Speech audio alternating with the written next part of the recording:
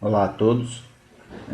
A segunda lei de Newton, como ela foi originalmente concebida, não foi como força resultante igual a massa vezes aceleração, e sim força resultante igual a derivada do momento linear, também chamada quantidade de movimento, em relação ao tempo. Esse P aqui, que é a quantidade de movimento, ou ainda momento linear, ele é calculado como o produto da massa vezes a velocidade vetorial. E, portanto, a força resultante pode ser escrita como a derivada de m vezes v em relação ao tempo. Aplicando a regra do produto para a derivada, lembra que a derivada de uma multiplicação é a derivada da primeira vezes a segunda mais a primeira vezes a derivada da segunda. Portanto, a força resultante pode ser calculada como m vezes dv dt mais v vezes dm/dt. Acontece que, na maioria das situações de exercícios que aparecem no vestibular ou mesmo no ensino superior, a massa é constante.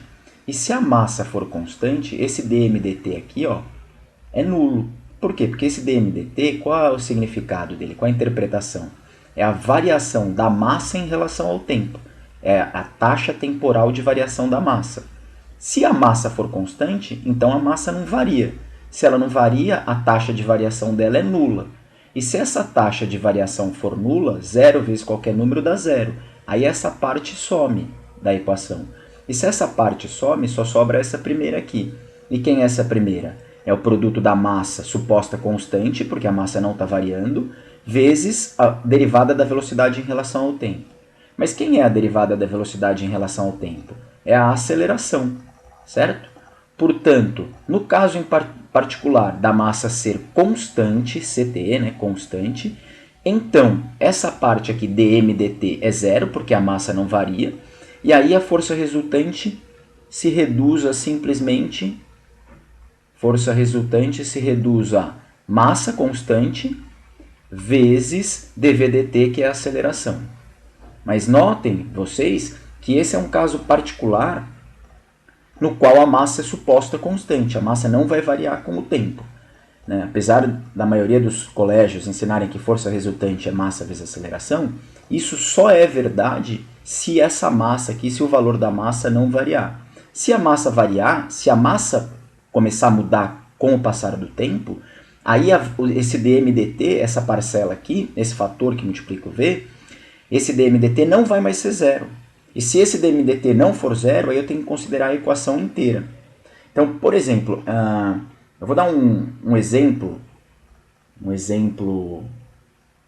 em que a massa varia, só para ver como que ficaria então uma situação assim.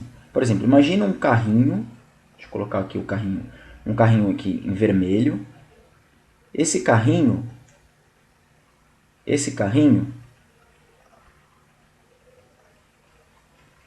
tem rodinhas. Ele anda numa superfície horizontal.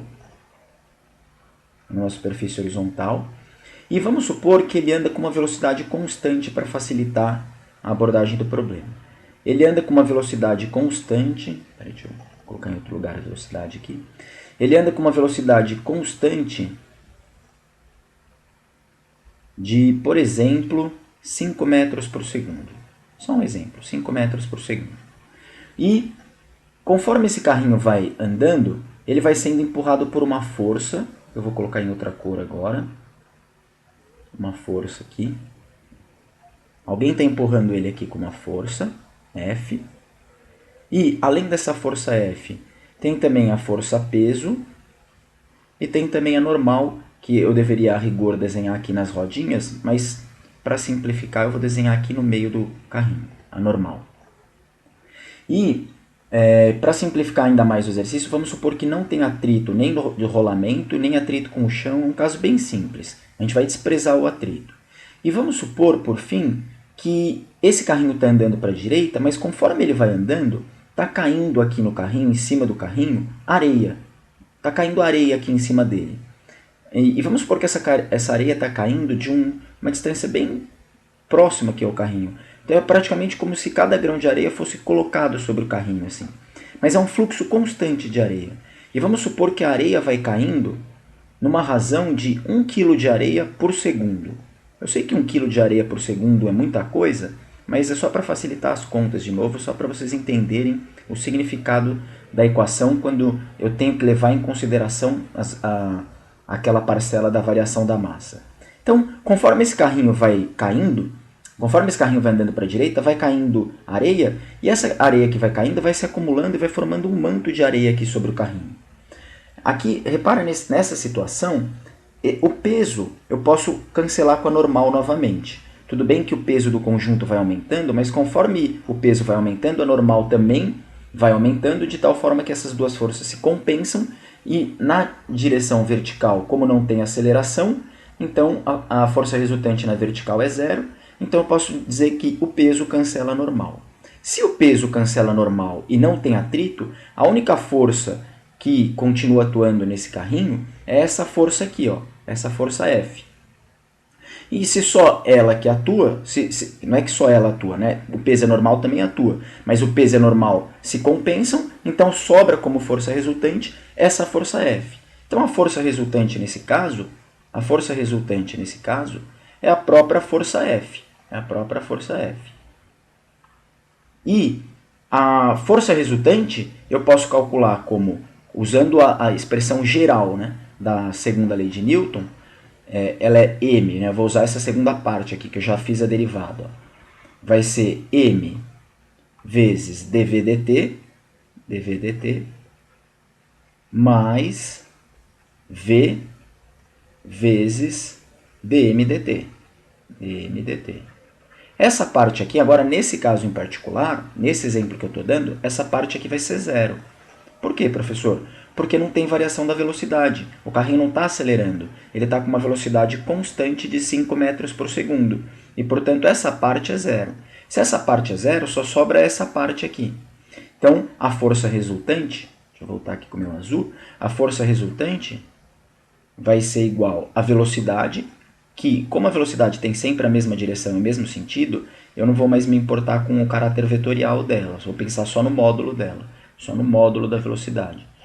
A velocidade, que nesse caso vale 5 metros por segundo, vezes a derivada de m em relação ao tempo. A derivada da massa em relação ao tempo. A derivada da massa em relação ao tempo é a taxa temporal de variação da massa. E a massa desse carrinho vai aumentando em que razão? Ela vai aumentando 1 kg por segundo. Portanto, esse dm dt vale 1 kg por segundo. Já está todo mundo no sistema internacional, né? 1 kg, sistema internacional, por segundo. Portanto, isso fica 5 vezes 1, que é 5 newtons, né? Uma força, portanto, 5 newtons. Então, nota que esse é um caso que é justamente o contrário daqueles casos que a gente vê em vestibular, né? Nesse caso, não tem aceleração, mas ainda assim a força resultante não é zero. Por quê? Porque apesar de não ter aceleração, ó, essa parte é a aceleração. Não existe, porque a velocidade do carrinho é constante. Tudo bem que a aceleração não existe, mas ainda assim a força resultante não é zero. Por quê? Porque apesar da aceleração não existir, a massa varia. Então é um caso completamente fora daqueles esquemas de vestibular, né? Nos esquemas de vestibular, a massa é constante e a velocidade varia. Nesse caso que eu estou mostrando, a velocidade é constante e a massa varia. Portanto, é um caso completamente atípico, né? Mas ainda assim a força resultante não é zero. E nota que quem fosse muito bitolado naquelas regrinhas de vestibular ia pensar assim, esse carrinho está com velocidade constante, então ele está em movimento retilíneo uniforme. Se ele está em movimento retilíneo uniforme, a força resultante é zero. E isso não é verdade para essa situação. Por que isso não é verdade para essa situação? Porque esse negócio de movimento retilíneo uniforme, a força resultante ser nula, isso só vale se a massa for constante. Mas nesse caso a massa não é constante. Então, apesar da aceleração ser zero, apesar dele estar em MRU, existe uma variação da massa. Então, a força resultante ela é não nula. E isso até é intuitivo, né? Pensa uma coisa, se tiver uma pessoa aqui empurrando esse carrinho com uma força F, se vai caindo areia sobre o carrinho, cada vez ela precisa fazer mais força para empurrar o carrinho, porque o carrinho vai ficando mais pesado, ele vai tendo mais massa. E lembra que a medida da massa também é uma medida da inércia. Se esse carrinho vai ganhando massa, ele fica com mais inércia. Então fica mais difícil de manter ele em movimento. Não é mais a mesma força que você precisa fazer para manter ele em movimento, porque a massa dele vai aumentando, ele vai ganhando inércia. Se ele vai ganhando inércia, vai sendo cada vez mais difícil manter o estado de movimento dele. Portanto, a força não pode ser zero. Tem que ter uma força para compensar essa taxa de aumento de massa dele. Bom, é isso. Então, resumindo para finalizar o vídeo. Força resultante é igual a massa vezes a aceleração? Sim, se a massa for constante. Agora, se a massa não for constante, aí a força resultante vai ser aqui em cima, olha aqui em cima, vai ser a massa vezes a aceleração, que é dv/dt, mais a velocidade vezes a variação da massa em relação ao tempo. No caso em que a massa não varia, essa parte é zero, essa segunda parcela aqui na direita é zero, e se essa segunda parcela for zero, volta a ser tipo exercício vestibular, que é massa vezes aceleração. No exemplo que eu dei, era justamente o oposto. Essa parte da esquerda era zero, porque não tinha aceleração, por isso que eu coloquei aqui essa parte como sendo zero na fórmula, e sobrou só essa parte da direita, né, que é um caso bem atípico, né? Geralmente não aparecem exercícios assim. Bom, é isso, muito obrigado e até logo.